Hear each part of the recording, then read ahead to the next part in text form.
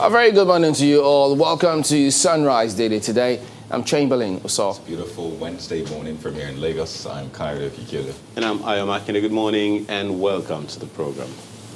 Yeah. And you know, you were talking about the other day, COVID vaccine, of course, which we're all still, maybe I should use the word grappling with. So many loose ends, really. If you've received just a little less than 4 million vaccines, I think the government says it about 80 million more to vaccinate 75 or 70% of the population. For which we have to pay, by the way. We have to pay. No. Government paying to receive the vaccines, or we pay to be vaccinated? I think it's free to be vaccinated, first of all. All 80 million? Whoa. If you're looking at $3-4 per vaccine To acquire it. and you multiply it by 140 million, oh dear. No, we can't pay for that. Oh, really? Okay. No, Well, the citizens will, of course, citizens will pay for that. I think government says they're going to what? Wait. You do know that we don't get all vaccines free, especially for children. There are some you pay for and all that. So if we are not paying for them, what do we need the budgetary allocation as a country or as citizens? Which one? Well, the PTF is there, really. Okay, anyway, you wanted to say something. Let's leave that for now. Oh, boy, because I was sure that's the case. But, of course, you know that they're trying to encourage people to go ahead and get vaccinated. Yeah. So you could imagine what it would mean if people realize we had to pay. No, not because the people already, paying for it. At least the government, right? Of course, buying it.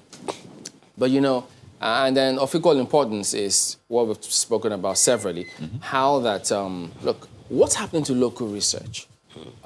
Because if you've got that gap, 80 million plus, that's what we're expecting. And if that were the case, you know that this, because SGF, who has the PTF, did say time and again, yes, we've seen, we didn't know the health sector was this bad. And then several virologists, epidemiologists, vaccinologists, all those professionals in this country have said, even from Academy of Science, they think we should be doing something locally here. Because if other African countries are doing something, trying to see how do you strengthen your own health sector to ensure that you don't keep going cap in hand, having received all of this. Well, yes, there was a lot of fanfare launching this, and, well, some people couldn't understand it. They thought, you people didn't manufacture this, but you know, no. I think it was late President Gerardo that spoke about how government runs, how things work normally. So you may need to try and wrap your head around it. But then a total of 253 million naira has been disbursed to 5 researchers, and guess what? It's to produce local COVID-19 vaccine and other diseases. That's why I see CBN right there, the CBN governor at that point in time. So it's good to see that we're focusing on that to ensure we improve certain things. So yes, he did explain, and that this is to promote intense research and develop activities towards developing vaccines and drugs against the spread of COVID and other communicable diseases. I remember NIPRID, when they said, we have some of these things, but we need funding. Oh, absolutely. I mean, NIPRID, NIMER, the list goes on and on. And well, this is a good move, really. It is way, way better than nothing because, I mean, so far, like you said, NIPRID and other institutes are saying we don't have enough funding. Even the private sector saying, well, is this something we want to get into? How much returns will come from there? Because, I mean, researchers have been asking the private sector to come in. You heard Dr. Akiala saying yesterday that we need the private sector. But, you know, sometimes it's business, let's be honest. But this is good. We might not see the returns in the next 1-2 months, maybe a year or 2 years. I mean, these are seeds you plant that will take maybe years for you to start reaping the benefits. But I like us to step back a bit because, I mean, you look around the world, you look at countries, and you can almost tell, leading countries, you can almost tell what they have a comparative advantage in. I'll say India, for example. They have the largest vaccine production company or capacity in the world, which is why they're producing the vaccine we're using in Nigeria, the vaccine other African countries are using, Canada, and the rest. They have the SII that produces the vaccine, the largest in the world. So when you look at India, you can say, well, they comfortably have that comparative advantage in the area of pharmaceuticals, even health. I mean, you know how much a lot of people spend on health tourism. You look at other countries, I can tell what they have a comparative advantage in. But as much as we're talking about vaccines, I'd like us to step back a bit and ask, what does Nigeria have a comparative advantage in? We do have it, but have we identified it? Is that what we're marketing right now? By the way, like I said, this is a good move for research for COVID-19 vaccine, but this is a time for us to rethink. Yes, it's good to research into vaccines, but what really do we as a nation have a comparative advantage in such that we can sell to the world? Like I said, leading countries have what they have a comparative advantage. In China, for example, you know what they have a comparative advantage in. They have cheaper labor, they know how to replicate technology and produce cheaply and sell to the world back. I could go on and on with other countries. So vaccines, yes. Trying to develop it, yes. But this is a time for us to also say, well, wait a minute, what is our identity as a nation? In terms of exports, right? Yes, absolutely. Well, I don't know why Chamberlain is smiling. I'm suspecting this smile. But, that question that you asked, Kayode, if I can just quickly speak to that. We've always known what we have. Question one we're asking is, are we all agreed that is what we want to sell? The only thing that has worked for us over the years is agriculture. Let's not beat around the bush about it. I mean, the reference is there. The First Republic, they had the groundnut pyramids in the north. In fact, some data that I saw in the U.S. Trade Department or something, says that over the past few years, our biggest export as a nation, I stand to be corrected, that our biggest export to the U.S., guess what it is? Groundnuts. And one of these days on News at 10, Babajide Ogunsanwo, our data analyst, came to the studio with a bottle of groundnuts to corroborate that that's about one of the greatest things that we have. What are the benefits? So taking this agriculture thing into health, you will recognize that there are a lot of things that we have that are highly medicinal. That is why when you asked Professor Adie, the NAFDAC DG, last year, what are our low-hanging fruits, what did she say? Herbs, local herbs. Those are the things that we have. So agriculture and nutrition go hand in hand. And agriculture and health go hand in hand. And nutrition, really? Yes. Yeah. No, nutrition is health. Yeah. And it's, so we need to find that marriage. And that is, to speak into that. So we have that. Are we agreed that it's something that we want to sell? Because India has spices. China has alternative medicines, and they sell these things to the world. Everyone can look back and can back off and say, no, we don't want it initially. But guess what? Please explain acupuncture to me. It is something that, China took for a long time, eventually began to sell to the world. Speaking about this issue, the real subject matter, Chamberlain, this initiative by the Central Bank of Nigeria is amazing. It's exceptional. However, it is to 5 specific individuals, according to the CBN governor, which they are still, looking at their proposals to be sure that it is going to the right, people and things like that. But we have institutions in this country that are for vaccine production. So what happens to those? What happens to those? We have institutions that it's their job to research. You talked about NIMA. That's their job, research. You talked about NIPRID. That's their job, research. So where are they in the scheme of things? The NIPRID DG has come time and again to say we don't have enough funds. Who is looking in that direction? But I'm to sorry. Just a moment. To institutionalize this initiative by the Central Bank of Nigeria. Yeah, I'm thinking in terms of, a scale of preference, what's most important to us as a nation? Let's be honest. Vaccine production will probably be way, way down that list. Yes. And you can imagine having, this certain amount of money. If we were to allocate to which one? I don't know. Let's be honest. We'll probably allocate more to fighting insecurity. Trying to feed the nation. Like I agree. Trying to boost the economy. You can imagine where vaccine production comes. I agree. So when I said comparative advantage, I was just thinking, imagine the quantum of funds that we'll have to pump into that, rather than just look for something that we can do well in and sell easily, make money. And then maybe now... You are talking long term, and I'm trying to backtrack, just as you did the other time. Backtrack to where we were and where we could have been if we had sustained the momentum. Where we were was that we had agriculture. We didn't sustain that. It is still something that we can sustain. And just imagine that if we had done that well enough, we won't have the kind of challenge we have in terms of health. And then the institutions that were set up for this research, they were set up years ago. Well, so what happened to sustaining the momentum with which they were created? Well, guys, the thing about some of these things are, security is important, but let's not forget state governors have a lot of security votes in how much now? I mean, some of them we don't even know. And they want more. The exact amount. By the way. Yeah.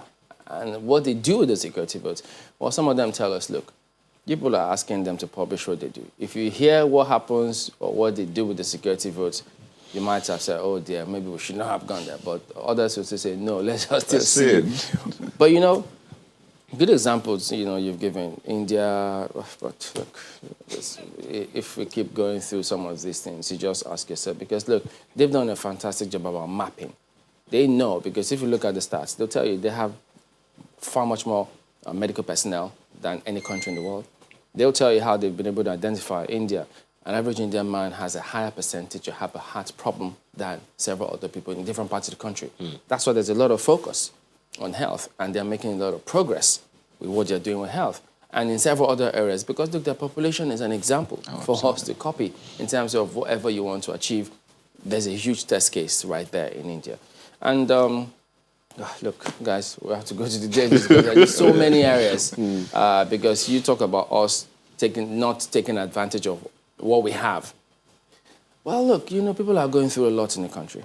And sometimes it's easy to miss the focus and the target because pain, you just heard, I had a different understanding of that. Yes, when people go through pain, ultimately it will produce something. It can either produce something good or something bad. It depends on how you try to channel it.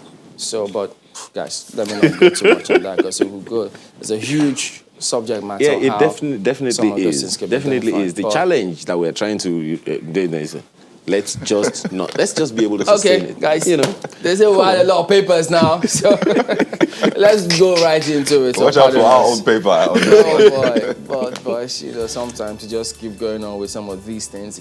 Well, let's start with Nigerian Tribune this morning. Why 4.2 million pounds Ibori loot isn't for Delta AGF. So it's not the first time when such loot comes in, they say, come on, you took it from the state coffers, so you must come back to the state coffers. So the argument is making the rounds again. You see, FG plans to use fund for second Niger bridge completion, Abuja, Kano, Lagos, Ibadan expressways. I cannot speak for AFCC, CCB on suit against Tinubu, he says. So, you see that one. You know what's even more interesting? A group coming out to say, well, it's meant to be £6 million, not £4 million. Where's the £2 million? So then more questions now. And then the other part, if it took this long, how did it take this long? Where was it? How much interest, maybe? So what happens? But they say, look. As I said, as you guys know, the details. Because I don't want to put the devil in the statement at all. Okay, I'll let it go with Tribune this morning. Well, take a look at The Guardian. Lead story, as you would expect. Fireworks over return of £4.2 million Ibori loot. Fund will be used to complete second Niger bridge. Well, there's no getting away from this story, really. So let me just take the riders. Delta government, money does not belong to federal government. Sage says money must be returned to Delta State. A British High Commissioner says ill-gotten money not welcome in UK. Oh, really? Anymore. Imagine that, I guess. And Sislak lawyers want money spent on victims of looted funds. And I think that will be Nigerians, right? Nigerians are Deltans too.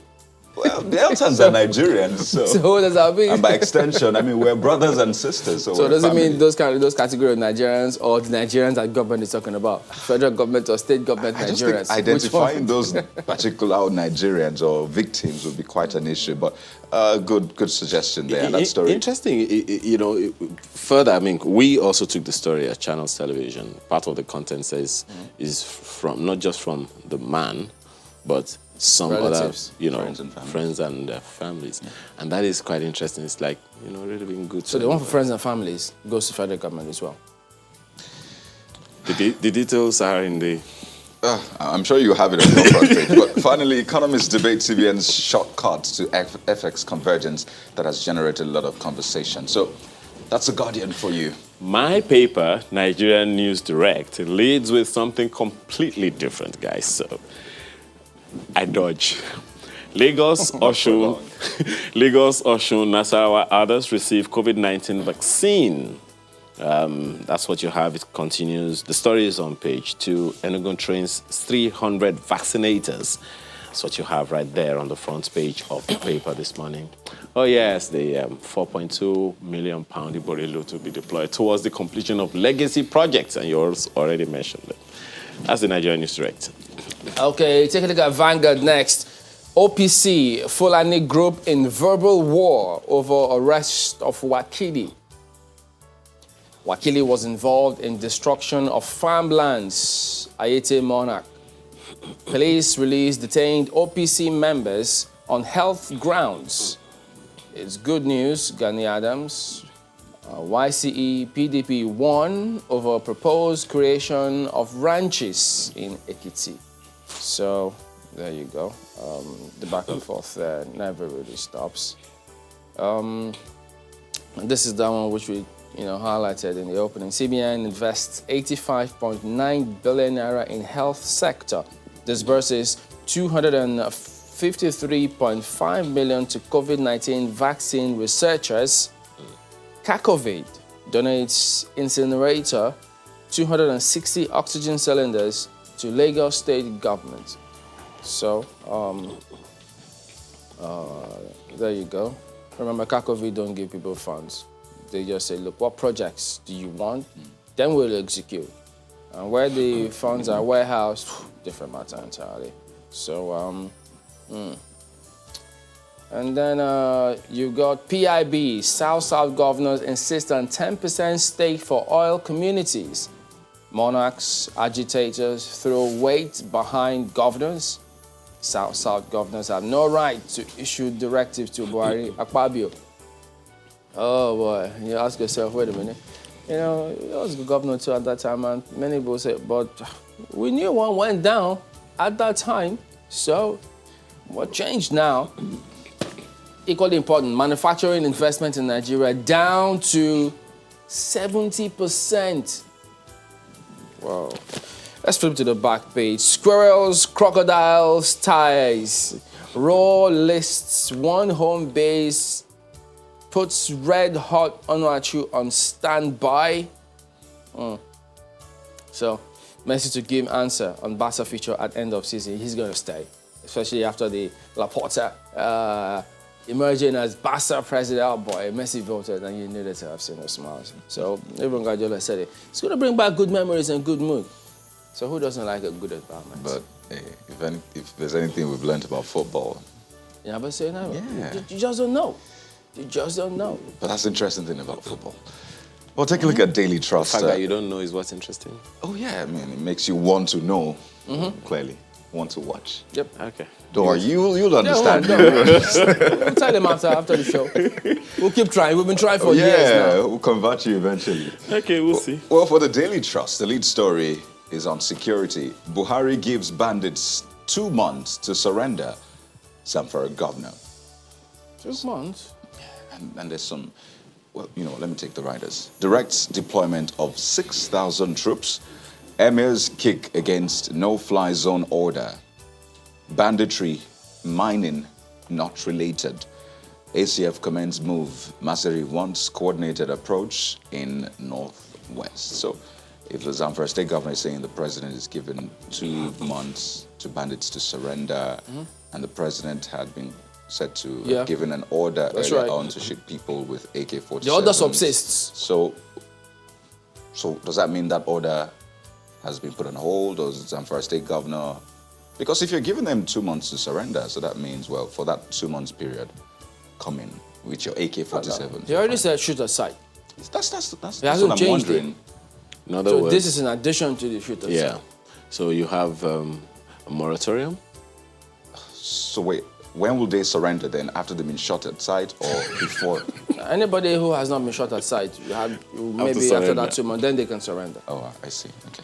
Because If you have I haven't heard him say AK-47, that order has changed, the shoot aside order. All right. Okay. Has anybody been shot at sight? Oh, no, we'll check later.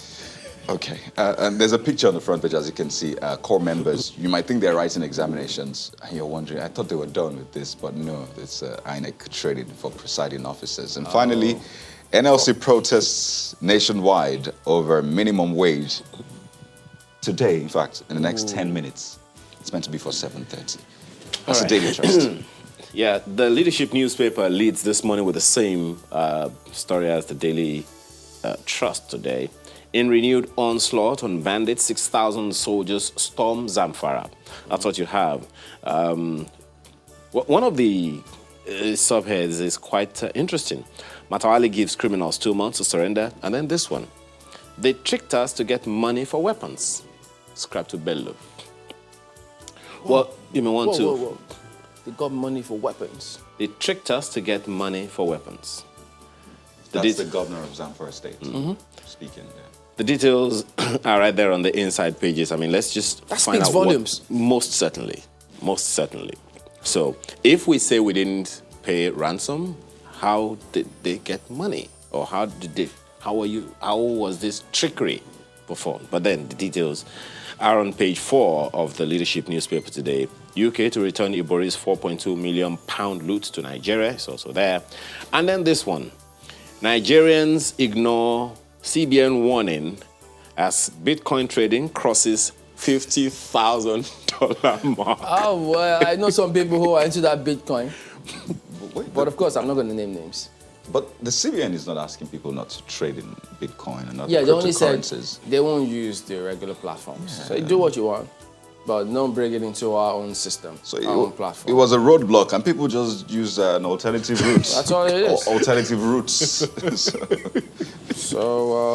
it's still on. Yeah. Even though the argument is still going back and forth. But take a blueprint while they are at it. Shoots on site order may begin in Zamfara as Matawali hints on 6,000 troop deployment, gives gunmen 2 months grace to surrender. Terrorists plotting kidnap of Southwest school children, Yoruba group. Toddler, 5 others abducted in Taraba. Irabo assures of decisive action. That's the for defense staff. I remember they were in Zamfara yesterday, so that's as a result of that one. So shoot aside order to begin, may begin in Zamfara. I think Once it's pronounced, it kicks off. Well, there are 6,000 soldiers being deployed to Zamfara, and there's a shoot-at-sight order. I think there's... So it is, huh? It's looking like it, but... there has been a shoot-at-sight order. Yeah. There is. Well, it was given a while ago. Yes, Yeah. but how is it going to... Was the order also include the how? Okay. Well, finally, the Daily Times for you. Let's see if we can run through this. You can see the lead story there. South governors demand 10% as community trust fund in PIB. That's the lead as host community trust fund in PIB, and that caused quite a conversation there. And clearly, it is still continuing. But there are the stories on the front page of the Daily Times. Clearly, we'll let you do the choosing this morning. Oh, okay then. So that ends it for us here on the Dailies. Of course, you can always have a look at it. But for now, you may just need to get a cup of coffee or whatever it is. And then we're back in a moment. Stay with us. All right, welcome back. Well, delving right into this one, as you've seen there, we've got Comrade Joe Ajero joining us this morning. He's the Vice President of Nigeria Labour Congress. Good morning, and thank you for joining us. So just shed some light. Yeah, what is labor? Yes, there's going to be a strike, but could you explain what about? Well, the further correction, I am the deputy president of the NLC. Labour is worried on the anti-people's bill of removing labor from the legislative, minimum wage from the legislative list to the concurrent list in the 1999 Constitution as amended. The issue of minimum wage, Nigeria, ratified the convention in 1961. And then it was only in 1981 that the Shagari government, signed it into law. And it has been on up to now. But at various National Assembly sittings or various National Assembly groups, you discover that you see one or two anti-progressive legislators who attempt, by doing the bidding of the governor, to make sure they remove labor from the exclusive list to the legislative, to the concurrent list. And what that means is that they want to so decentralize the issue of industrial relations and collective bargaining, which is against the ILO conventions and all known laws, enacted in this country. So that is the problem that Labour is having. The governors, having pocketed the various houses of assemblies, want to pocket Labour, want to even pocket the National Assembly by sponsoring bills through their representatives in the National Assembly. And this definitely will be resisted because this is a product of negotiation, this is a product of struggle. Even the minimum wage, the National Assembly were represented, the governors were represented, representatives of organized labor, organized private sector were there, and it was a product of collective bargaining. And all of them, made inputs to this extent. For a governor to now sponsor a member of the House of Rep from his constituency and is calling on the other governors to help him to lobby to make sure that this bill, is passed into law, the Nigerian workers will resist it and will continue to resist it. Okay, Comrade Gerald, now you've detailed decades that this provision has been on for. And, in looking at, such, people try to weigh the merits and demerits, the pros and cons, especially for labor, because this is essentially about labor. So if you were to weigh it, against each other, the pros and cons, the merits versus demerits, would you say that this provision, this minimum wage provision, has made labor better off over the decades or otherwise? If it has, in what way? Well, I think if you look at where we are coming from, and there's a nation that is still underdeveloping, an underdeveloping nation, you will agree with me that even with the law, most governors have been, underpaying up to this extent. If there is no law, on this issue of minimum wage, and remember, the minimum wage is not a living wage in the country today. You will see governors that will pay 5,000 naira a month. Now, there would be no provision, there will be no standard, there will be no benchmark. The issue of minimum wage does not say governors should pay exactly that amount, but is providing a benchmark, that they should pay higher than. And I want to tell you, as of today, majority of them have not even been able to pay this, starvation wage. And if this law was not in place, if this kind of guideline and benchmark was not in place, I bet you, most Nigerians will not even be paid 5,000 a month. Let me even tell you further. Some states are not even paying. Some states, workers are owed 4 months, 5 months, despite the existence of these laws. You can now see that it is a place that, those that are in charge are seeing it as, they have to lord it over us. Now, come to think of it, the governors and the House of Rep members and even councillors nationwide are paying the same wage. Now, if you are decentralizing minimum wage, Why will a member of the National Assembly not earn minimum wage? Why must his wage not be regulated? No, I think it will be worse off if there's no law. If there's no law that if you commit murder, you'll be killed or you'll be jailed, I tell you that none of us will be alive today. There will be killing spree all over. So, Mr. Jerry, you're saying then, because we just heard you say some of those states haven't been able to pay, does that suggest their capacity? Because some would see from that angle saying, look, doesn't that then say that they don't have the capacity to pay and that's why they are seeking for it to be decentralized? Well, their capacity was put into consideration during the negotiation. Because all the governors, they had their representatives from the various geopolitical zones that were at the negotiating table. And that was why the minimum wage is even being considered at 30,000. Some states have capacity to pay 100,000. Some have capacities to pay 50,000. But there was consideration based on the list, based on their revenue. And then that was how the consideration was made, and 30,000 was considered. In fact, some of us were expecting some governors to have implemented 50,000. Some of them said they were going to pay 55,000 during the course of negotiation. And now for them now to be dragging others down, when it was 18,000, states like Edo, then the Comrade governor was there, said they were going to pay 25,000, and they were paying it. That was the spirit behind the minimum wage law and negotiation.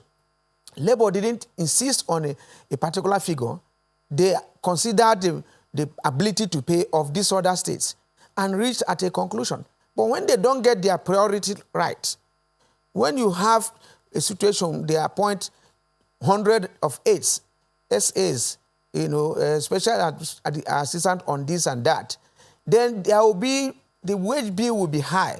And when you have such a wage bill, we'll be funding the incompetence of most of those chief executives. And when you do that, they will now be talking about their ability to pay or ability not to pay. I think that's what is what is the issue.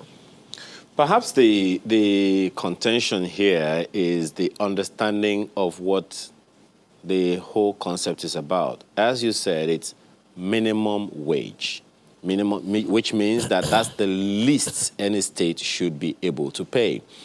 But then perhaps the expectation was that Labour should be able to have conversations with the various states, just as you have said. Edo, in time past, paid more than the minimum wage, and that have the ability. But they don't also forget that there are states, just as you have said, that do not have the capacity to pay. And you have said it, some of them are owing 4 months, 5 months. So the consideration then would be, as an effective manager, shouldn't you be the one to have negotiations with the people who work for you, as opposed to someone else negotiating for the salaries of your staff on your behalf? Well, look at the way it goes. A minimum standard is set because you can't be allowed to negotiate without any standard, without any guideline. And that's very clear. A minimum standard of 30,000 was set, and the various governors were urged to meet with Labour in their states to look at the formula for implementation. Some have agreed on 31, some 32, trying to be conservative. And then the issue of ability to pay you are talking about and revenue is not the issue, because that was put into consideration at the process of negotiation. But when you get your priority wrong, when you depend on revenue coming from federal allocation alone, and then you do nothing, to raise revenue in your area, these are the kind of excuses that we'll continue to have. I don't think that there's any state that can pay 30,000 minimum wage. Remember, the workforce in all the states is not the same. And that there's no way you can equally pay discriminatory wages in the country. You will at the same time be violating Section 15, 4 of the Constitution, which equally allows you to make sure that you provide, happiness and sense of belonging, to all manner of all the people in the country, so that loyalty, to the federation will be higher than loyalty to the units. And then if you now pay, and this equally goes contrary to Section 17E of the Constitution, which says equal pay for equal work. So how do you determine it if I'm a level 4 officer that is teaching in primary school in Imo State, and another one in Kaduna, and one is earning 30,000, another one is earning 5,000? This can't stand in the present circumstance. Well, you haven't factored in, comrade, or perhaps maybe I haven't gotten it, the fact that the economic viability of the different states, differ.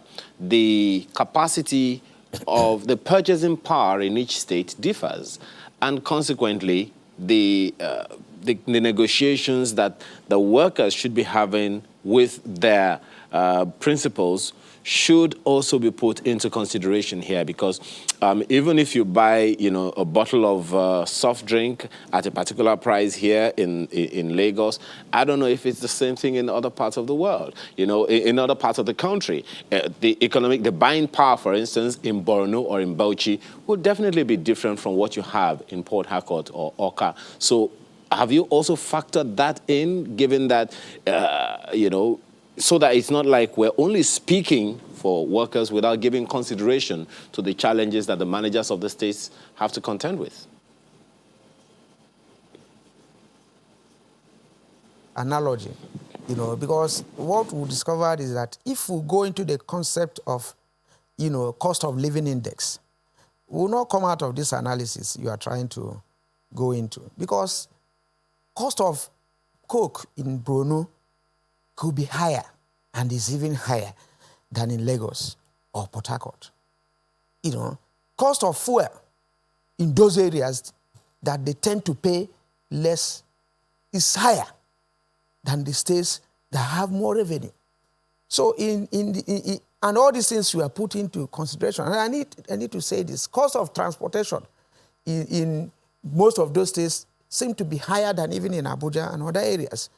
So there's no uniformity in that. And when you have such an economic situation in the country, you have to put them into consideration to agree on the least minimum. That is what we're talking about. You haven't also factored in this one. I don't want us to look at... in this index that you are looking at, you haven't factored in the fact that cost of accommodation in the states also differ.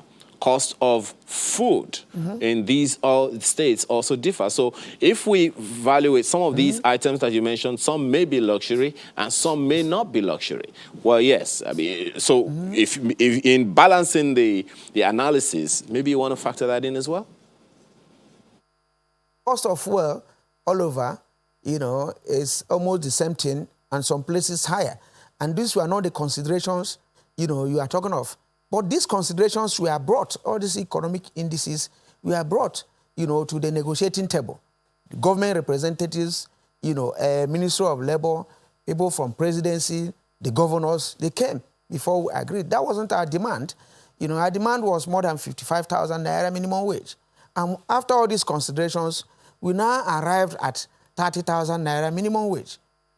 So I don't know why we should be dragged there, unless you want to put a permanent reopener clause so that we'll be reviewing this in every month.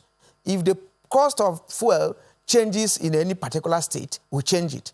But if we brought all these things to the table and agreed on a figure, and maybe we agree for 2-3 years so that these issues will be reviewed, I don't think this is the time for us to now go back to it.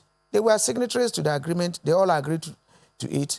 And then until the time for another negotiation, which is maybe 3-4 years, it will be wrong halfway to go and do a kind of legislative coup to now say you remove it from here, you put it here.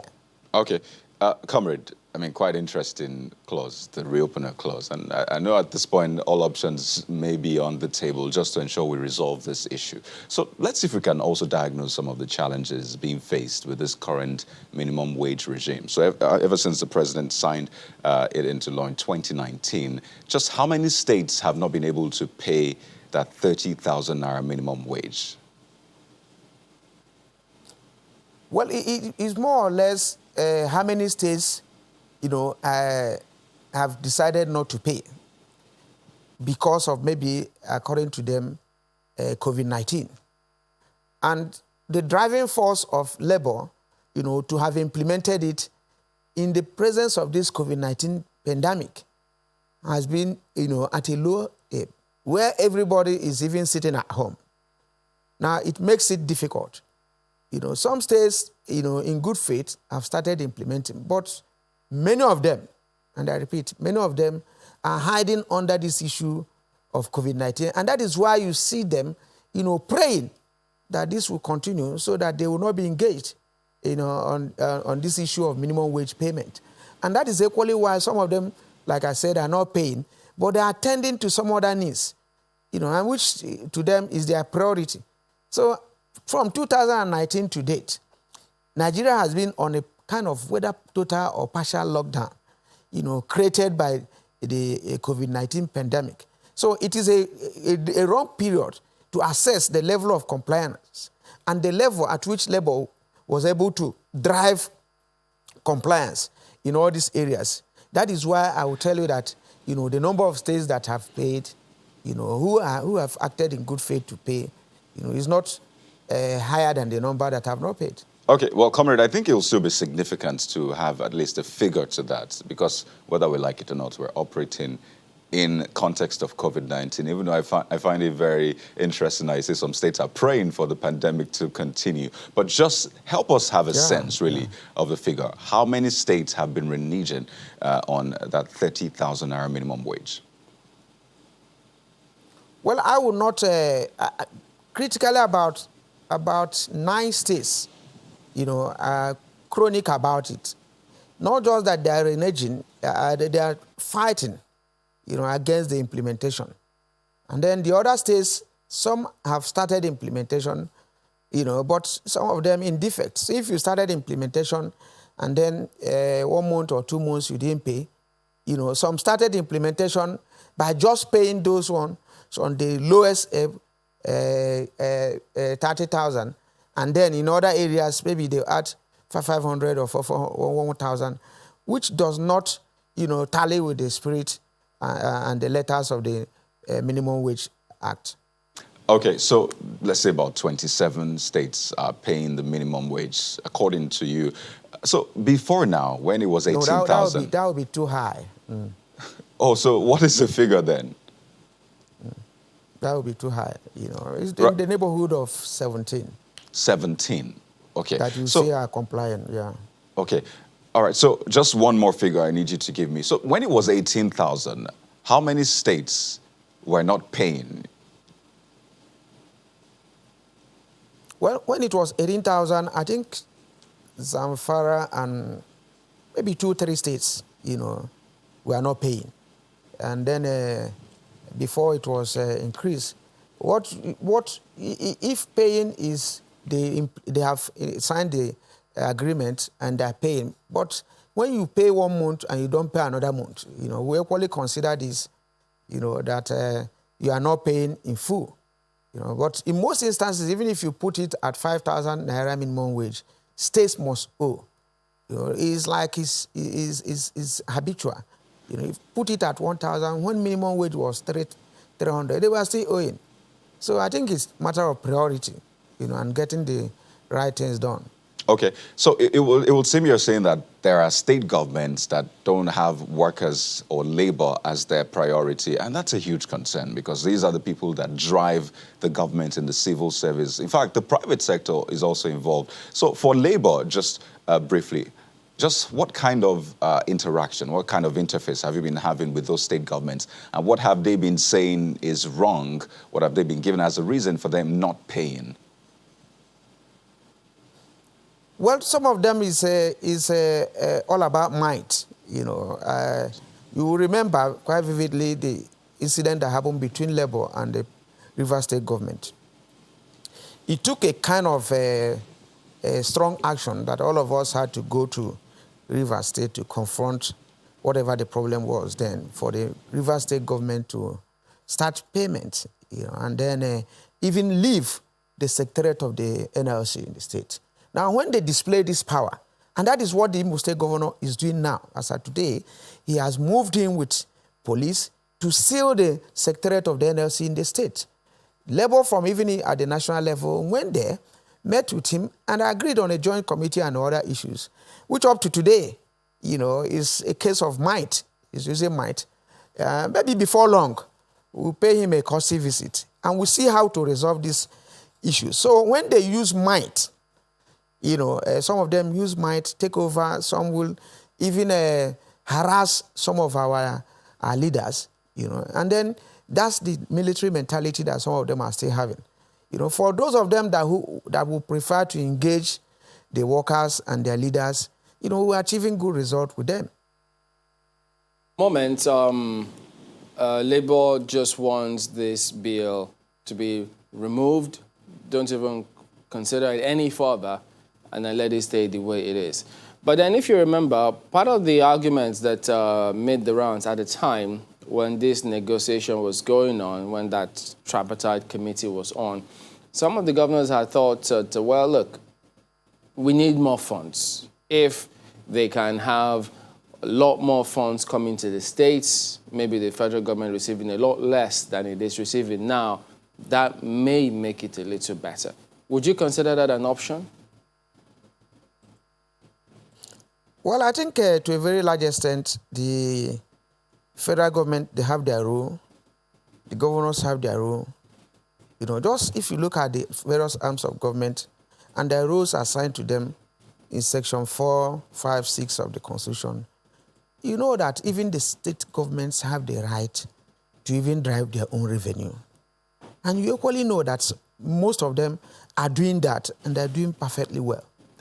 For those of them that see the federal government as a place you go and collect rent, they will continue to, complain, to argue. If they have to, work on the revenue sharing formula again, I don't think that, they should make it open. And then it goes through the normal process on the issue of revenue sharing. And then you equally look at the assignments given to the federal government and the role given to the state governments. Now, if you look at them and you balance it, you can rework on the revenue sharing formula of the various organs of government. But to just sit down and say, give us more money, give us more money, we have to find out your responsibility so that we can match it with your allocation at the same time. And I think it should take a law for that to come into force. Just a quick one, comrade. This protest starting today, is it only about this minimum wage bill, or are there other components? Well, minimum wage bill, the establishment of state judicial councils, and the hoarding of, petroleum products, by various filling stations, the gas, to increase the prices of petroleum products. These are the three key issues. Hoarding? Well, I'm wondering, at what point, did that even come into the fray? Hoarding of petroleum products? Yeah, you may not notice it maybe in the areas of Lagos. In Abuja, it's hard. Most of the filling stations just closed. They're not selling. And people were selling even 500 naira per liter. Yeah, shouldn't it be about the price? Is it about the price or about hoarding the product? Both. Hoarding the product was meant to achieve, a higher price, and then to enable them pay. If you watch, there was a meeting and negotiation between government and labor. Okay. And government had been insisting that they want to increase. Okay. Well, okay, just a very quick one, comrade, because we know that you have to run. In the 80s, the government of the day said, you know what, we can't pay this. So we needed to take workers, we needed to retrench workers. That mass retrenchment happened at the time. What if governors also decide that if you insist that we pay, we need to let some workers go? That's a threat. And it's not in the light of what is happening and the economic realities of the moment. If with the security situation in the country, if you attempt, to evacuate so many workers from workplace, I'll tell you that nobody will be safe. Let me take you further to the 80s, to 70s. it was in the same country, Nigeria, that me and you are living in today, that a government and a responsive government said, hey, wait a minute, we're going to give you an udoji award. And they now paid people what was then called udoji award. And I met some workers, to breathe, the air of very good fresh air. And they continue, some of them were able to build their houses and do some other things. So it must not be in the same negative perspective. We had experienced windfall, oil windfall in this country and other areas, and the monies were squandered. So to think of let us retrench, and they will have us to contend with.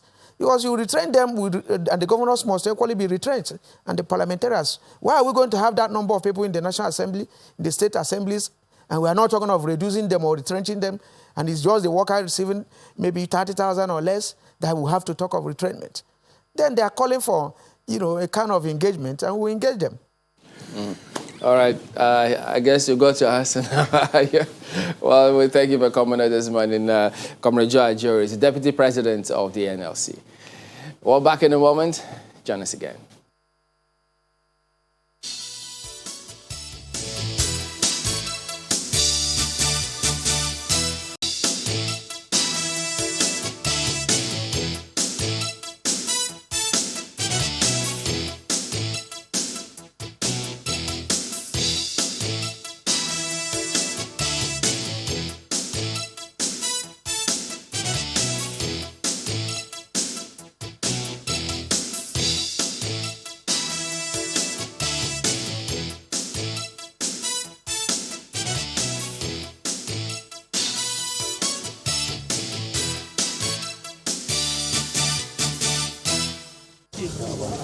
Nigeria's service chiefs are already getting on with their assignment on tackling the challenges confronting security.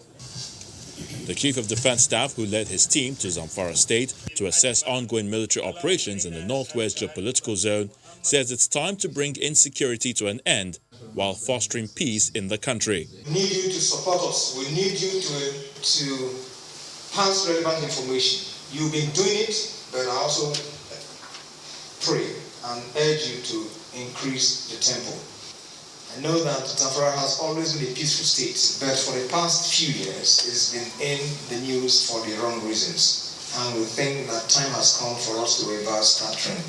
We, as members of the armed forces, as the instrument of state to ensure that there is peace and security, we will do all in our power, whilst encouraging those who want to live in peace to actually go about their businesses. Those who do not want us to live in peace, we will go after them.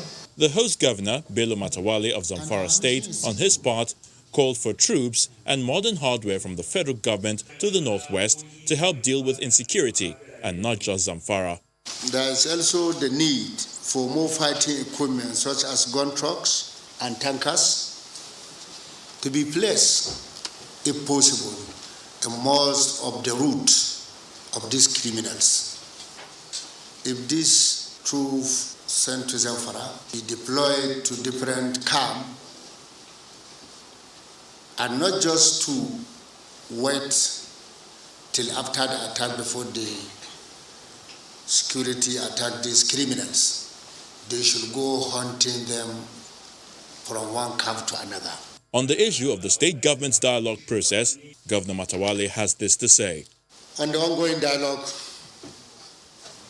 and the military action, within the 2-month time frame given by Mr. President for bandits to surrender, we shall intensify our dialogue efforts while at the same time sustain the military onslaught against recalcitrant bandits.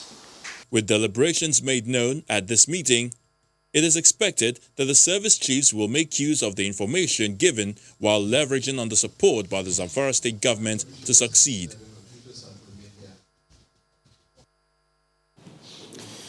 Welcome back. Well, that and many more are part of what we'll be focusing on next with Senator Ibrahim Shekaral, former governor of Kano State and former Minister of Education. Good morning, and thank you for joining us today on the program.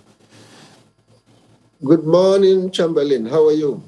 Well, fine here. Thank you. Well, I haven't seen the way things are turning out or playing out in the country. There's several questions of leadership from followership or followers, to the extent that many just wonder where to start. Values, there's a huge question about values. What are our values? Have they gone out of the window in the light of what is going on? Many look to leadership, saying, look, they need to provide that leadership or else there'll be no rallying point. So in trying to put a finger on what this challenge is and how to approach it, having seen what is playing out, what are your immediate thoughts? Well, thank you very much, Chamberlain. I think, as you rightly said, the challenges are quite numerous and multidimensional. But the most important thing is the issue of leadership. You see, as far as I'm concerned, there are about 4 or 5 issues if any leader is determined and to succeed. First of all, you have to identify your vision, your mission, what you want to achieve. And rightly so, this government, the leadership has identified 3 issues by Mr. President: security, anti-corruption, and the economy. So the government has kind of given us their syllabus, and they've drawn up their marking scheme. If you take the issue of security, there are a lot of challenges. As far as I'm concerned, and it is the concern of virtually every Nigerian, that the security issue is still below average as far as everybody is concerned. It's growing by the days. And I have proposed a number of issues or solutions, having governed a state in the past, and we have addressed a number of these issues. Number one, Chamberlain, is that we need to involve the entire community. The security agencies and everybody has been reminding us that security is the business of every citizen. And that's why the issue of community policing, as far as I'm concerned, is the key. I don't want to call it state police. It's community policing. We've tried it in Kano. It has worked. The one we call the Hizbah guards, we recruited these Hizbah guards in virtually every ward, and it was not politicized. We made sure the community leadership were involved in recruiting this community policing, and it did work. You find that the people will be policing their own affairs. And secondly, there has to be the appropriate funding, of course. And the state government, the local government join hands together, and we were adequately funding this community policing issue. And it worked. Within the first 1 or 2 years, when we introduced the community policing through the Hizbah board, through the Hizbah guards, we virtually eliminated most of 90% of the vices in the society. And we have peace. I believe this is part of what Kano is still enjoying. So I think the earlier we understand this idea of community policing, the better for all of us. And then government has to be directly involved. We also involve the traditional institutions. I set up a 50 advisory council, myself and the Emir of Kano, where the chairman and co-chairman of that council. We meet almost every month discussing issues of the society. And so government has to be directly involved, funding, the community has to be involved. And if you talk of the economy itself, and even the corruption issue, it all revolves around the building up of confidence by the community. And that's what I call restoration of confidence in governance. All of these issues, you see, as a guidance counselor, I believe every act has a reason. We need to go back to the roots to find out what are the causes, what are the reasons. It's not just using force, arresting and prosecuting this banditry, this Boko Haram and all of these issues. I think we need to revisit and restructure our intelligence monitoring. We need to have more of intelligence reporting, analyze the intelligence reporting by going to the roots of the causes. Of course, there's always criminality in every society. No society is free from crime, but bringing it to the barest minimum, you need to identify what exactly are the causes, and you go straight to address this these issues. So I think, Chamberlain, the issue of identifying the people to do the work is yet another thing, because if in leadership you identify what your vision and mission is, the second thing is your ability to identify the people you will assign to carry out these responsibilities. That's another issue. Whether this is being done or not. Yeah. But, you know, the concept of policing, because we hear different leaders across board give a different definition. Some say local government policing, some talk about state police, some just... But isn't the principle supposed to be such that it has to be a massive reorganization of the policing structure in the country, such that it will go from the local government level to the state and then federal? So all of those components, the policing structure that will exist, and then we'll have rules to define how they should function, and not when some people pick and choose and call it state police or local government police, because now you talk about community policing, which could be misconstrued. So how do you mean when you say community policing? Is that all by itself, or you're talking about the entire, going the whole hog? No. I think we maintain the normal, regular Nigerian police. There's nothing wrong with that. I've told you, we've tried it in Kano. Whether you call it, whatever name you call it, it's community policing. What we did in all the wards in Kano has 484 wards.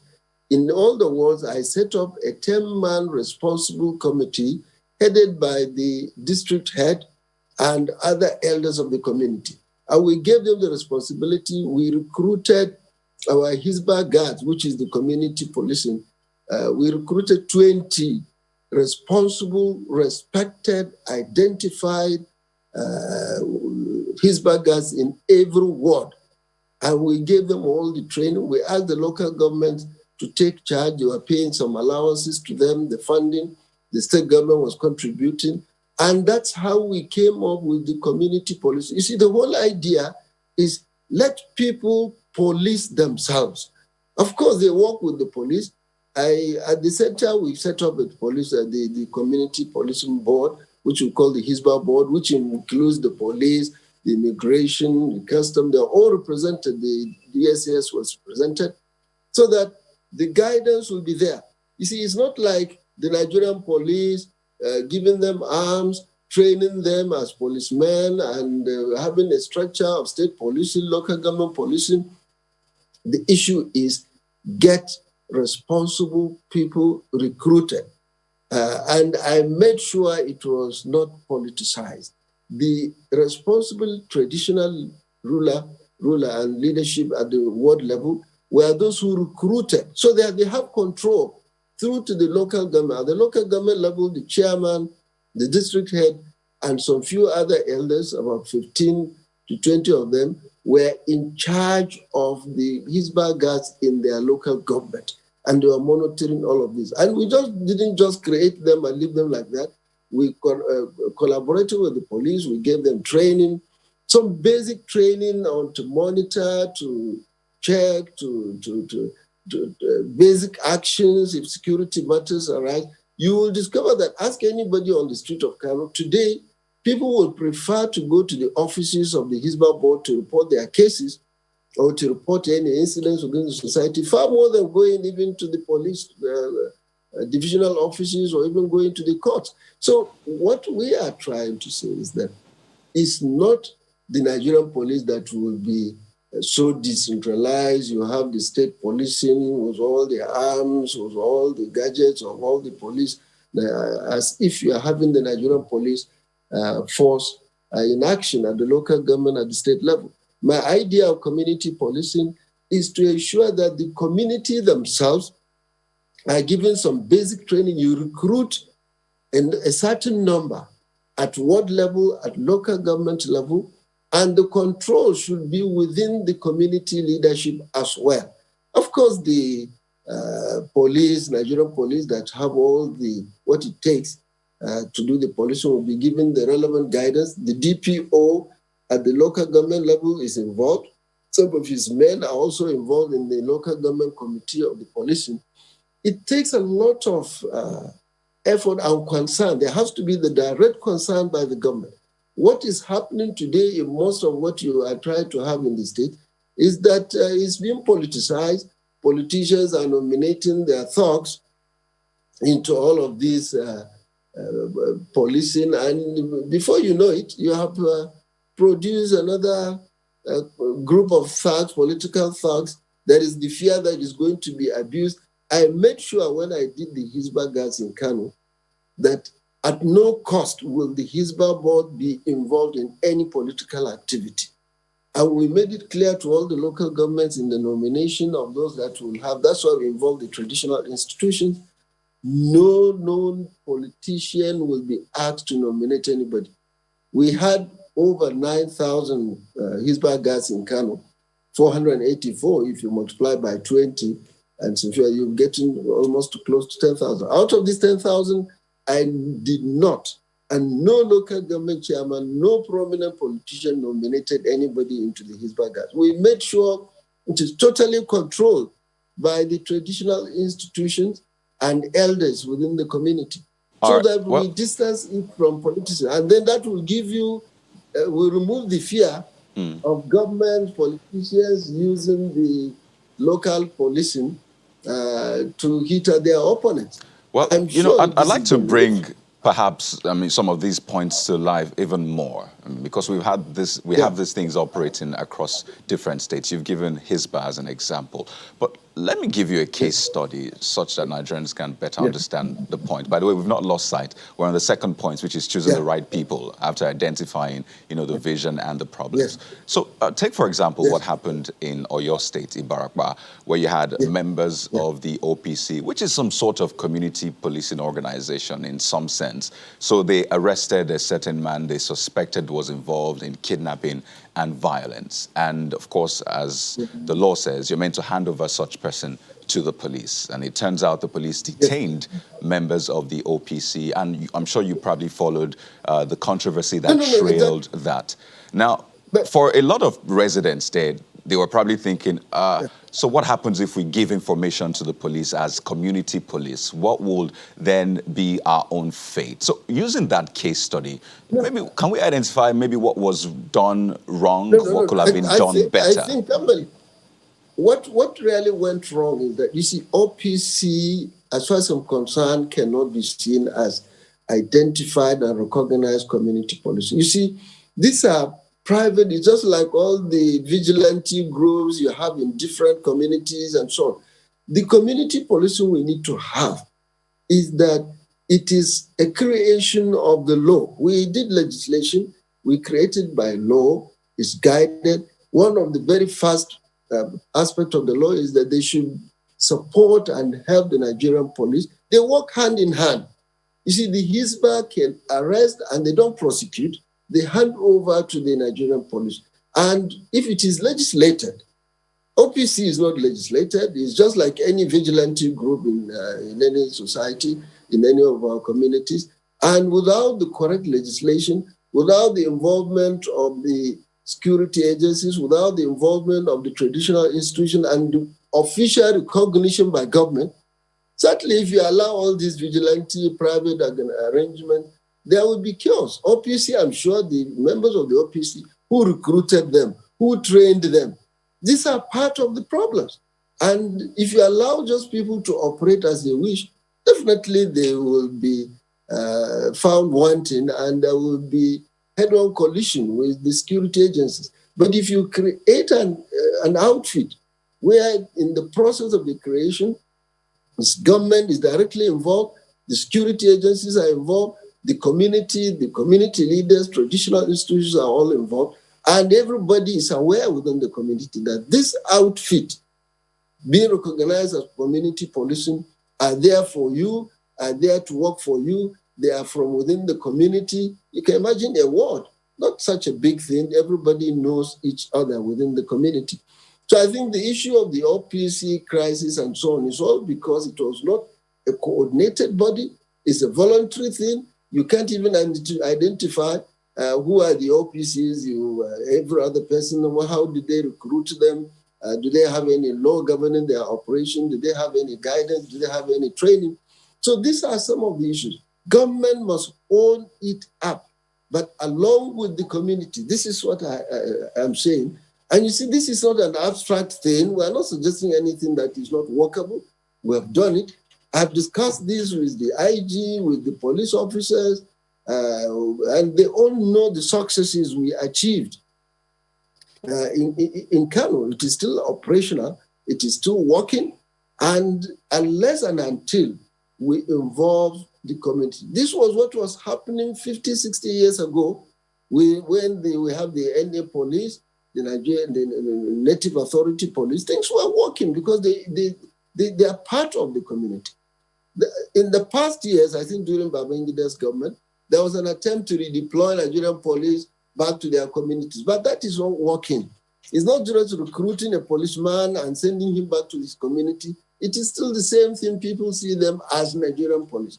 But if a situation whereby the leadership of the community is involved in recruiting with proper guidance, with proper legislation, with proper training, it will work. In fact, I remember when the Senate summoned the IG, the current IG, he stood in the Senate, was being drilled for over 5 hours, but in the end, he raised his hand and pointed at me in the Senate. That is former governor of Kano. He did community policing and it worked. The IG said this on the floor of the Senate. Everybody knew. I stood there and I explained it. Later on, we've been meeting with the IG. We've been discussing with the team that worked for us for the Hizbah guys. I think what we need, federal government should coordinate all of these things and give the state a common guidance. Well, as you said, there are a lot of different interpretations of what we call this community policing. People are still seeing the community policing from the lenses of the Nigerian police, which is not so. One of the things, yes. Yeah. Again, maybe we'll need to discuss how that will work. We'll have the central police, we still have community policing. No, it worked. It worked Chamberlain. It worked in Kano. The only thing we need to have time to give is Hizbah still working the way it was when you set it up? Well, I think it is still there. The problem that I understand now, they are being underfunded. We gave all the funding and it worked. They had all the vehicles, the training, the equipment they wanted. But unfortunately, even though I don't have the details, I'm not part of running of the government these days. But what I know, for example, as a running cost, when we were in government, at the central headquarters of Hizbah, we were giving them as much as 3, 4, 5 million every month to operate. But when we left, what I understand they're being given now is between 150 to 200,000. You don't need to go to school to know that this cannot work. An assignment that you do is about 4 million, and today you're being given 150 or 200,000 to work. You see, that's why I said the central issue, apart from having the community policy, government must be ready to do the appropriate funding, transparently with accountability, of course. So we gave them all the funding. The local government was guided to see how much they will be funding it, how much the state government will be funding it, and jointly we were adequately funding the Hizbah. That's why it succeeded. It worked. If you put up the outfit, Chamberlain, and you don't give the appropriate funding, it won't work. It will remain on the papers. And we created the law. When we started, some people were thinking that some even corruptly were saying we created Sharia police, all this whatever name. But in the end, we challenged anyone who thinks Hizbah is trampling on his right. Go to the courts and challenge it. Nobody had ever challenged because we sat down and sifted out. We made sure the laws of the Hizbah did not contradict any of the major Nigerian laws or even the Constitution. It is still there. So, but it's one thing to have the legislation, to have the law, to have all the guidance, to have all the documentation, the training. If government is not serious about it, there's no funding, and they don't directly get involved, you don't involve the right people traditionally and leaders in the community, it won't work. You'll just produce a group of thugs that will be terrorizing people. And so it's the OPC thing is not a very good example of community policing, because it's just like any vigilante group that you have all over the place. No legislation, no guidance, no training. We're not saying just people should carry sticks and go and defend themselves. No. Let it be well coordinated, but owned by the community themselves. All right, Senator, we'll go to break, but there are still a couple of more issues on this particular matter before we delve into leadership and some values. But just hold on, we'll be back in just a moment.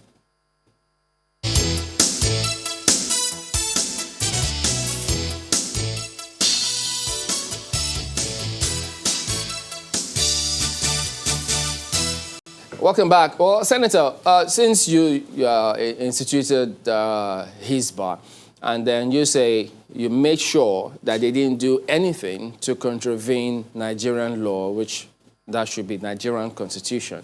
But over time, we've seen several reports about Hizbah arresting persons who are said to be selling alcohol in the state. So could you help clear the air? Is that part of what they're supposed to do? Yeah, I think, you see, there was nothing they were doing which was not legislated. There is a law in Kano, not created by me, it has been there, that no one is allowed to openly sell, drink, intoxicants and alcoholic drinks. So when they arrest, they hand over to the police. The Hizbah has never prosecuted anyone. It's not part of the requirement. And interestingly, Chamberlain, you may need to know, at a point, the government of Obasanjo at one time directed the then IG to come over the media and said that Hizbah, OPC, Bokasi boys have been proscribed. We challenged him in court. I remember even the IG arrested our Hizbah commanders and detained them. We challenged them in court. We fought up to the Supreme Court. We beat the federal government to it. In fact, they were asked to pay Hizbah compensation because it was legislated. All of what they were doing was within the law. Hizbah didn't just wake up and start arresting anybody and so on. Even the alcohol thing is a law, it's legislated. And we kept challenging. If there is any aspect of the Hizbah law that anybody felt is trampling on his right, let him go to court and challenge it. There were court cases. In fact, the federal government, we challenged them in court. The government had to release our Hizbah commanders. In fact, even the court said they must pay them damages, which the government had to do. So the Hizbah law in Kano had been tested legally. Even with the federal government, we defeated them. And up till today, up to the time we left government, and I'm sure anybody who is interested can take the Hizbah law, look at it, challenge any aspect of the law. So, and it has succeeded. All right, Senator, one, are they supposed to destroy those items if they arrest? Because, I mean, there are reports too indicating that they destroy them. They don't do that. They don't do that. I think that is a misunderstanding. What happens is that if you arrest a vehicle that is carrying load of alcoholic drinks, they hand over to the police, and the police will prosecute. And the law provides that if in the end the court finds you wanting, normally part of the conviction is that government will confiscate all of those alcoholic drinks. And if a court pass a judgment that your properties have been confiscated, you forfeit all of those items, they become government properties. And if alcoholic drinks become government properties, government is not going to sell it. Government is not going to drink it. It's not going to distribute to the people. And you just have to destroy it. It's just like when the custom and arrest contraband, government will not be selling it. We've had instances when custom display and come and burn. Senator, customs auction vehicles. They auction the vehicles. No. Contrabands, illegal drugs, and so on. Have you not seen instances where the authorities go and set on fire properties that were contraband or illegally imported or expired drugs? You don't take it. If today you import expired drugs and you are taken to court, and these expired drugs, you forfeit them, government is not going to keep them in the store. Yeah, but Senator, so this destruction was not being arbitrarily done by the Hizbah. No. Okay. If you go through the court process. Pardon us, we're trying to put it so much with the little time we have.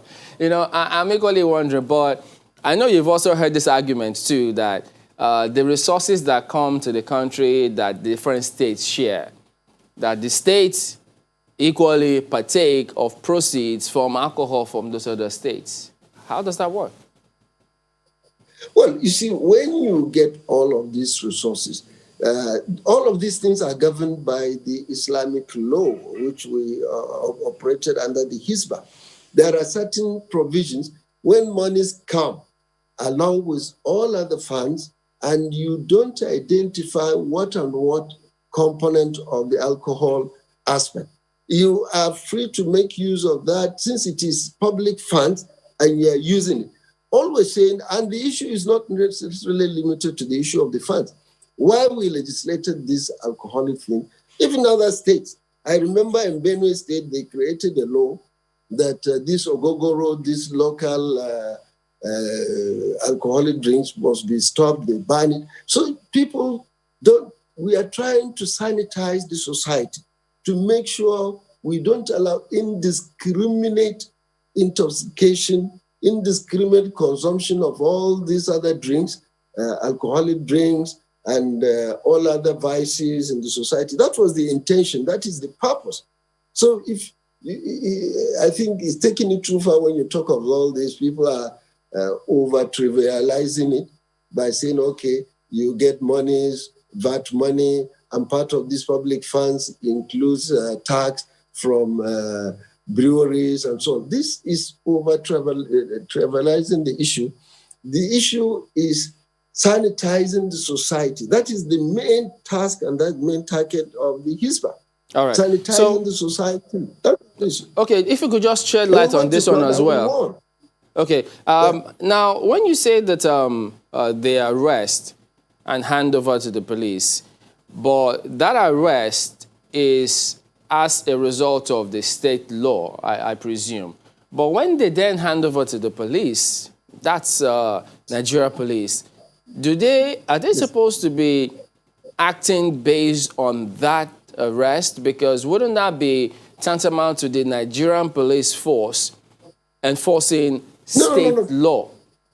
Because that's a federal government police. You see, no. You see, when by the Nigerian Police Act and Guide, and even by the Nigerian Constitution, even you and I can arrest. You see, simply because I'm not a policeman, if I see a wrongdoing, I'll just take away my head and then walk away. I can arrest, but immediately hand over I get that point, so Senator. I get that point, but what I'm saying is, yes, they can arrest and hand over to the police. Yes, they can do that. But the reason for the arrest, because I'm not sure if there's any part of Nigerian law that says you can arrest anyone based on selling alcohol. So how would the Nigerian police force execute that? That is a law. Chamberlain, that is a law. The question of alcohol display and public consumption is not in the Hizbah law.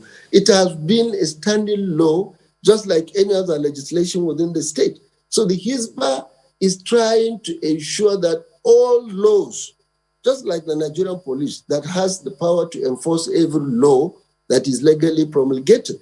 So what we are doing, they will arrest and hand over to the police. And the police, the prosecution of the alcoholic thing has nothing to do with the Hizbah law.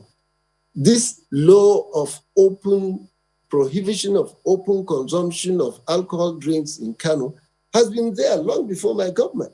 So all we're doing is to ensure that all other laws are being enforced by the Hizbah, just like the police are doing. So it's not just the Hizbah. Just to be clear, Senator, I think the question, just to be clear, the question my colleague is asking is, will the Nigerian police, the federal police, be enforcing state law as opposed to the Nigerian police enforcing the Constitution of the Federal Republic and not just a law of a state?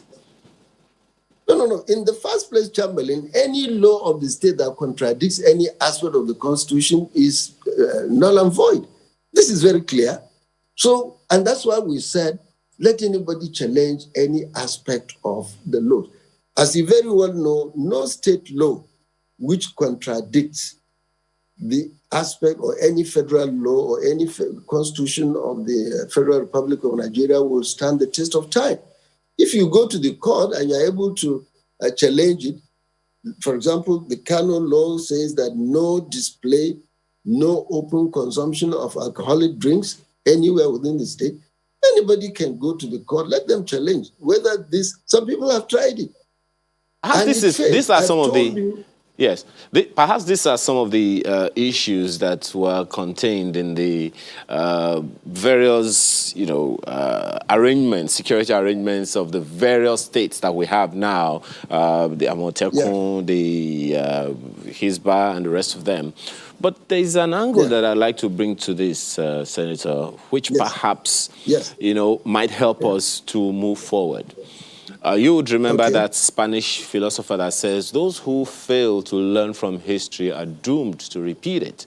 Now, if we are going to take a lesson from the past, from the First Republic, we had a regional police system. We only had, the regions as states at the time.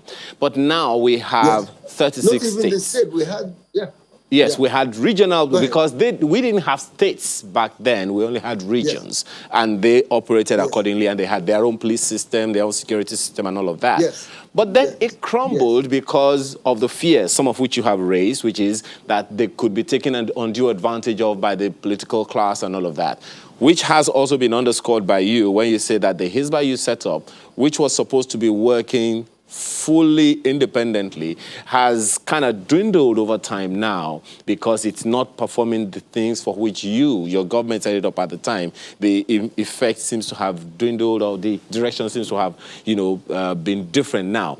So talking about how we performed in the First Republic, security apparatus and all, and it worked for the different regions. And you're saying that we should go with, and it crumbled because politicians took advantage. That's part of the things that were said at the time. So if we go the way you are suggesting, what's the assurance we have that over how many years after you set it up, it's not going to go the same way? And then we still now come back and say, you know what, we need to have a community policing system. No, let me correct that, Chamberlain. You see, the First Republic, of course, they had their challenges. It didn't crumble simply because there were crises of the local policing and so on. I think it was some different historical, political circumstances that brought in the first military coup. I'm sure you and I will agree, if the military had allowed the First Republic to continue, democratically would have overcome 90% of the problems we're experiencing today. Part of the problem today we have is the several interventions by the military. We've had so many more of military government years than even the civilian government. So that is for another day. I think the First Republic, and don't forget, it was the military that came through their decrees and so on that changed us from the parliamentary system to the presidential system. So we've gone through all of this. There is no system that is totally free from challenges and problems. The fact that we've had problems the other time, that does not mean things were not working. During the regional government, we were running on provisional, divisional provinces, and there were native authority police. And they were working well. We all saw it working. The system didn't fail because there was insecurity and so on. It was more of political crises and political challenges, and then the military did not allow us to go through those experiences. So I assure you, with proper guidance, all we need is let the government, particularly the central government, come in fully with all the concern. Let there be some round table discussion so that all of these differences of Hizbah, Motokon, and whatever name you call it, let's get to a round table and identify the problem areas. Nobody is disputing the fact, Chamberlain, that we need community policing. Everybody agrees with that. The problem is, how do you go about it?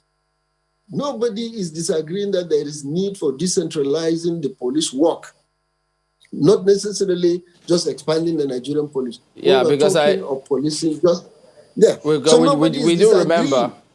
We do remember that Governor of Ondo State recently did say, look, that if they want community policing to work, they can't be asking us to fund it when we are not the ones who are at least playing a major role in some of those things. But let's talk about leadership. No, that is where we're getting it wrong. Oh. It has to be fully controlled by the state. Federal government, the Nigerian police shouldn't be the one to control it. I'm opposed to the way they are doing it now. The way we did it, as I explained earlier on, the community need to own it. In fact, in the recruitment of the Hizbah, their funding, we just involved the Nigerian police in giving us the guidance, the training, and so on. A situation whereby it is the Nigerian police that will do the recruitment. I've had some governors complaining that they didn't even know how the recruitment was carried out. How would you then call that community policing? It's not. So community policing is really owned by the community itself, populated by members of the community. And I agree with the governor of the state. Okay, now let's talk about leadership as we wind down now. You know, several people, I mean, you hear this almost all the time, that they think that Nigeria's challenges, in fact, they say pointedly, our problem rises and falls with leadership, right? They say, for instance, now, whichever government comes in place, even this one, if you look at the external reserves, the value of the dollar, the performance of the economy, the figures have completely different from what it was previously. And they think that if we get the right leadership, the followers will fall in line and things will work well. Because, I mean, you're in OCA for part of values and leadership matters. So could you tell us, having been in government at different points in time, is that the case? Yeah. That our challenge is with leadership across? Yes. Well, I agree it is. The challenge, are you with me? Hello? We can hear you. Hello? Okay. You see, as I started saying, certainly the challenge is with the leadership. There are 4 or 5 factors quickly. One, the leadership has to identify its vision. Number 2, they have to plan for it. Number 3, and more importantly, you have to identify the right people to implement your vision and your mission. If you don't get it right, and what we are experiencing today, most people are being appointed in the name of political patronage. We don't look at their antecedents, their background, their training, putting the right people in the right places. So identifying the right people. Nigeria is blessed with experienced, talented experts in virtually every aspect of our society, of our life. So the challenge of government is to identify where you want to go, what you want to achieve. That is just one. The second challenge is identifying the people that understand your vision, your mission, and identifying the right people to implement it. As far as I'm concerned, that is where we're getting it wrong. You see, most places, people are being recruited and given assignments. People are being challenging. When you give people assignments that they really are not having the requisite experience and the requisite exposure and the talent, so just in the name of political patronage, you will never get it right. And this is part of the problem. And this cut across all the levels of government. And this is why people don't even trust. When they don't see the right people in place, you erode the confidence. And once you don't generate the confidence of the society in governance, you won't get anywhere. So the trust is not there, Chamberlain. We need to identify the right people to implement our vision and our mission in every aspect of our life, be it the economy, and be it the foreign affairs, be it the political thing, and the general governance. As far as I'm concerned, it's not just to identify what your vision is, what your... when Abdurrashid Bawa came to the Senate, the EFCC new chairman, he made a statement that impressed me. He said, there's a difference between fighting corruption and fighting corrupt people. So this, and he gave some details, and I commend him for that. And this is where we are missing it. It's not just about, nobody's saying you should not pursue fighting corrupt people, identifying unexplained wealth and prosecuting them, but a lot more go into the fighting of corruption. And I want to tell you, the issue of community policing is one of the angles through which you fight all this corruption. We've seen it in Kano. Most of these things were addressed. Well, Senator, the term leadership sometimes might be vague, really, because for some, they see leadership as simply just the president. Once you say leadership is a problem, you think, okay, no, you're saying the president. Exactly. So, I mean, some would also tell you that we have 200 million leadership positions in the country now. Speaking of Nigerians as some sort of leaders in their various fields, you have identified the EFCC chairman as a leader. You think he will do well. But there are other MDAs, there are other agencies. There's the police, there's the military, there's the army, there's the Air Force. There's even leaders of family. So if we need to change or sort the problem of leadership, I believe you don't mean we need to change the 200 million Nigerians or change all the leaders across the board. Just what do we need to do then? No. You see, no, I think when we talk of leadership in the context we are discussing, we are talking of leaders in government. And in the political setting, we are talking of elected people to govern all of us. Unfortunately, we only zero down our attention to 37 people, Mr. President, and 36 governors. No, it's beyond that. In all, if you add up all the elected people from councillors up to the president, we are just about 11,000 people. And these are the people that have been given the challenge and the responsibility, and of course, including the people being hired by these people elected to govern. Mr. President is leader. He didn't single-handedly constitute leadership. It includes all those he appointed. They are in hundreds and probably in thousands of people he appointed into places of responsibility. This is what constitutes leadership.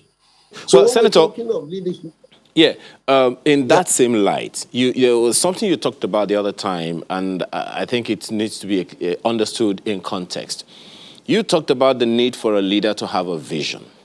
And there is a kind of conflict there in my mind. Which vision would the leader in government in Nigeria be playing out? His own vision or a national vision? Because you know that over time, with every successive government comes successive directions for the nation. This government comes in place and abandons what the previous government is doing and takes on its own. Consequently questioning, do we even have a national vision to which every leader that comes in office in Nigeria or in any state must line up to? So if we don't have that, the question is, what vision should a leader be pursuing for the nation? Well, number one thing, Mr. Chamberlain, is that our failure to have continuity in governance is part of the problem. Thank God for the last 20 years we are having some kind of continuity. But the challenge is not just everybody, as you said, 200 million people. The leadership begins, let's take the political parties. The parties are supposed to have, that's why they come up with manifestos. And I want to assure you, you can today find very many elected people who have never read the manifestos of their parties from cover to cover. So there is, when you come as a leader, you can, of course, identify your priorities, identify your vision, and certainly it should be in line with the priorities and manifesto of your party. And it's not a one-man thing. The collectivity of the leadership will decide where do we want to go and how do we go about it. That is the issue. I agree with you. We have suffered lack of continuity in governance in Nigeria through the military interventions and even politically.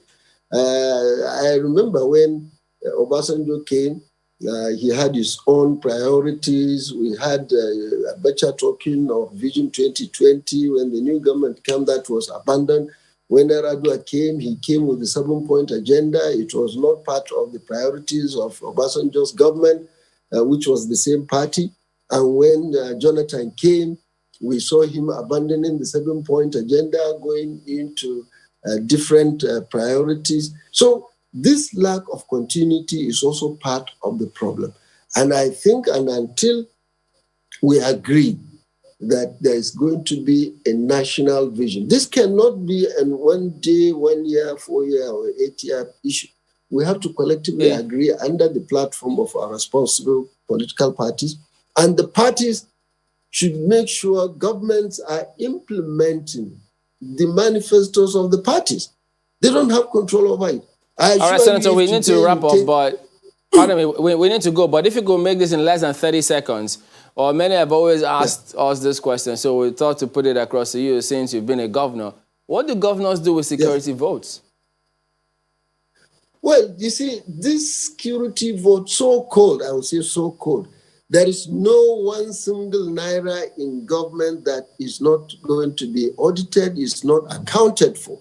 I always laugh when people say that, think that there is this security vote that government just have millions of naira to spend indiscriminately. The issue is that in the process of budgeting, you budget issues to do with security. What makes it look like a myth is that it's not treated like any other awarding of contracts and spending through all the processes and so on. But you spend it with record keeping. Any governor that is spending security fund without record keeping, without it being audited, I made sure at the end of every year, I get the auditors to audit all our security money, and we get certificate from the audit that all our records have been checked, and the records are still there. So all this understanding is mischievous and wrongly understood that governors have, they can decide to keep some billions and spend as they wish, right, and Senator. nobody asks questions. It's wrong. I think this issue of security board, I would love to have enough time to explain all of this. So okay, well, I guess we'll have a second coming then of the second helping. But out of time with this one. But we do thank you for talking to us this morning, Senator Ibrahim Shekarau, former governor of Kano State, and former Minister of Education, and don't forget, you also contested for president, we remember that. I was a presidential candidate under ANPP, yes, 2011. All right. Thank you for joining us this morning. Okay, then, so we will be back in a moment. Join us again.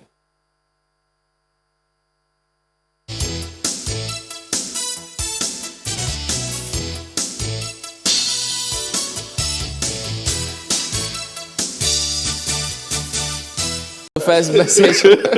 Well, yeah. It's a force of habit. Well, this first one is from Stephen, and he's asking a question, about, one of the issues. He said, I listened to Senator Shekarau saying selling alcohol in public.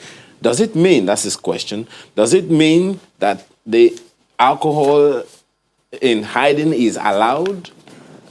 Does it mean selling and consumption of alcohol in hiding is allowed? Well, it's a question, so... hiding? What do you mean? During the second appearance. But okay, well, we'll keep those questions for him. See, Yomi says, still an open sale of alcohol. Interestingly, the law of a state that criminalizes open sale of alcohol beverage in a federal system while the state shares in proceeds from alcohol consumption in other states is injustice. Nigeria is a secular nation, and no religious laws should be allowed to prevail. Well, Sam says, well, while it is within their right to have Hizbah and reject alcohol, other states should be able to have state police if they so desire. True federalism is the way to go. Don Seggs says this one, activities of Hizbah, truth be told, Hizbah and its activities need a holistic review. The destruction of tax-paid goods worth millions of naira is a cause for worriance. So, just a few you skipped the first part, though, but you know what? You gotta go. Oh, okay. You didn't see that? I didn't see it. It would seem you're in our chamber, but Oh, really? I didn't see that one. Maybe because, these things happen. Well, that's the Sunrise Daily today. Thank you so much for watching. Have a wonderful day. And keep safe. I'm Ayo Makinde. I'm Kaido Kikyodo. Well, yeah, we'll see you again here tomorrow morning, 7 a.m. I'm Chamberlain, so have a good one.